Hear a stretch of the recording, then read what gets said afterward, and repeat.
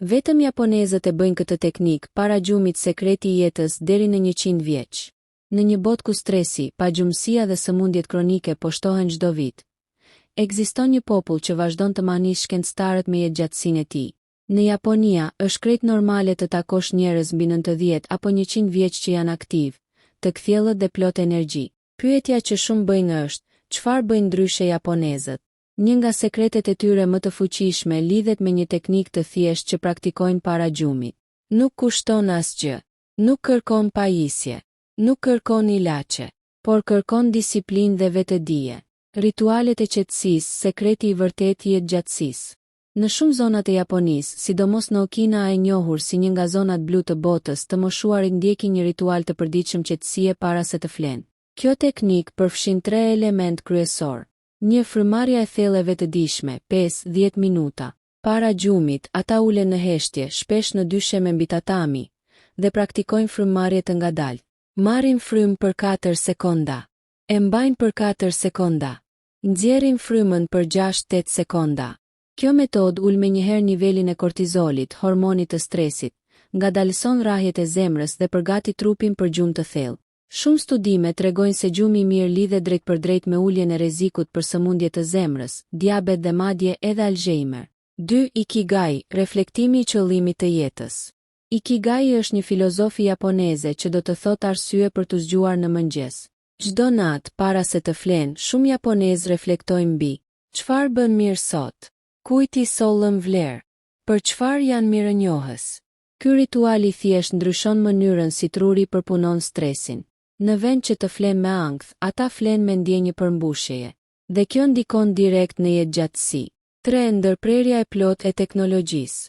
Ndryshe nga shumë vende ku telefoni është gjëja e fundit që shohim para gjumit, në Japoni ekziston kultura e fikjes së ditës. Të paktën 1 orë para gjumit. Nuk përdoret telefoni. Nuk shikohet televizor. Nuk ka drita të forta. Kjo ndihmon trupin të prodhojë melatonin natyrale, hormoni I gjumit. Pse funksionon kjo teknik? Shkencëtarët kanë studiuar gjatë fenomenin e jetëgjatësisë në Japoni. Një faktor I përbashkët është reduktimi I inflamacionit kronik në trup. Stresi I vazhdueshëm krijon inflamacion. Inflamacioni çon në sëmundje, por një rutinë e qetë para gjumit ul presionin e gjakut. Stabilizon rrahjet e zemrës, përmirëson sistemin imunitar, rrit cilësinë e gjumit rea. Në fakt, shumë 100 vjeçar japonez raportojnë se flen 7-8 orë të plota çdo natë. Çfarë mund të mësojmë ne? Nuk është dieta e shtrenjtë, nuk është ndonjë sekret misterioz, është thjesht një ritual I përditshëm qetësie. Nëse çdo natë merr 10 minuta për frymëmarrje, reflekton për mirënjohje, fik teknologjinë, trupi yt fillon të ndryshojë brenda javësh. Energjia rritet, ankthi ulet, gjumi thellohet, dhe me kalimin e viteve shëndeti forcohet. Ushqimi I natës që rigjeneron qelizat. Por japonezët nuk ndalen vetëm te frymëmarrja dhe reflektimi. Ata kanë edhe një zakon tjetër shumë të rëndësishëm. Ushqimin e lehtë dhe strategjik para gjumit.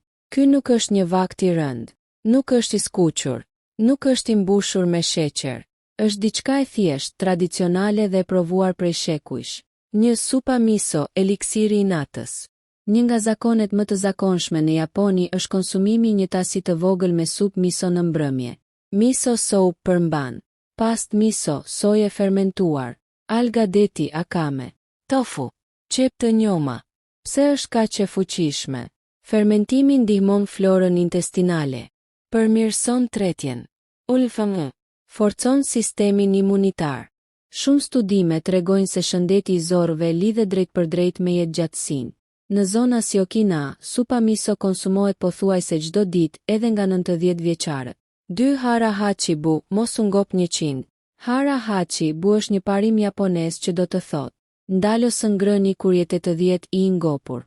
Në darkë, japonezët han porcione të vogla, nuk han vonë, nuk e mbingarkojnë stomakun. Kjo ndihmon trupin që gjatë natës të fokusohet në rigjenerim, jo në tretje të rëndë. Kur ham tepër para gjumit, rritet sheqeri në gjak, rritet inflamacioni, prishet cikli I gjumit, ndërsa një darkë e lehtë mban insulinën të qëndrueshme dhe përmirëson djegjen e yndyrës gjatë natës. 3. Çaji jeshil para gjumit, versioni i lehtë. Shumë japonezë konsumojnë çaj jeshil me pak kafein ose versione më të lehta si Gmea. Këto përmbajnë antioksidant të fuqishëm që luftojnë radikalet e lira, mbrojnë qelizat, ndihmojnë në detoksifikim natyral. Antioksidantët janë një nga faktorët kryesor pse popullsia japoneze ka nivele më të ulta të sëmundjeve kardiovaskulare. 4. Koha e saktë e darkës. Një tjetër sekret i madh është ora. Shumica e japonezëve han darkë rreth orës 18:00, 00:19, 00. Flin rreth 22:00, 00:23, 00. Kjo i jep trupit 3-4 orë për tretje para gjumit. Në shumë vende darka konsumohet në 21:00, 00 ose më vonë dhe kjo ndikon negativisht në metabolizëm. Pse kjo rutinë zgjat jetën? Gjatë natës trupi riparon qelizat, prodhon hormone rigjeneruese, pastron trurin nga toksinat, por kjo ndodh vetëm nëse stomaku nuk është i mbingarkuar. Niveli i sheqerit është i qëndrueshëm. Gjumi është i thellë.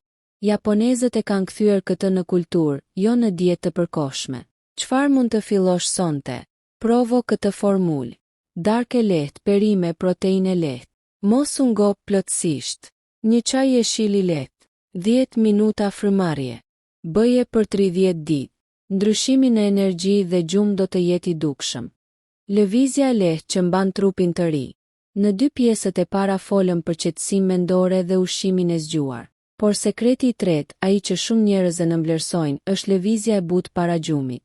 Jo palestër, jo stërvitje intensive, jo djersë ekstreme, por një praktikë e qetë që aktivizon qarkullimin, relakson muskujt dhe përgati trupin për rigjenerim gjatë natës. Një Ryo Taiso, gjimnastika e butë tradicionale. Në Japonia ekziston një traditë e quajtur Ryo Taiso, ushtrime të lehta të koordinuara, të praktikuara prej dekadash. Edhe pse shpesh bëhen në mëngjes, shumë të moshuar i praktikojnë edhe në mbrëmje, në version më të qetë. Këto përfshin rrotullime të buta të shpatullave, zgjatje të lehta të shpinës, lëvizje të kontrolluara të gjunjëve, aktivizim të qafës dhe krahëve. Kohë zgjatja, vetëm 5-10 minuta. 2 Ecja e qetë 10 minutëshe. Në zona si Okina, shumë 90-100 vjeçar bëjnë një ecje shumë të lehtë pas darkës. Jo për djegje kalorish, por për aktivizim të tretjes, stabilizim të sheqerit në gjak, qarkullim më të mirë. Ecja ngadalt ndihmon zemrën pa e stresuar. Studimet tregojnë se edhe 10 minuta lëvizje lehtë pas darkës mund të ulë rrezikun e diabetit tip 2 dhe sëmundjeve kardiake. 3. Shtrirjet e nyjave para gjumit. Japonezët i kushtojnë shumë rëndësi fleksibilitetit. Para gjumit ata bëjnë zgjatje të pulpave, shtrirje të lehta të mesit, hapje të butë të ijeve. Kjo ul tensionin muskulor, përmirëson qarkullimin, ndihmon gjumin e thellë. Ndryshe nga ushtrimet intensive, këto lëvizje aktivizojnë sistemin parasimpatik, sistemi i relaksimit. Pse kjo ndikon në jetëgjatësi? Me kalimin e viteve, ajo që dëmton trupin nuk është vetëm sëmundja, por ngurtësimi. Nyje të forta, qarkullim i dobët, inflamacion i vazhdueshëm, lëvizja e lehtë e përditshme mban, enët e gjakut elastike, muskujt aktivë, metabolizmin funksional. Shumë 100 vjeçar japonez nuk kanë muskuj të mëdhenj, por kanë qarkullim të mirë dhe fleksibilitet të ruajtur.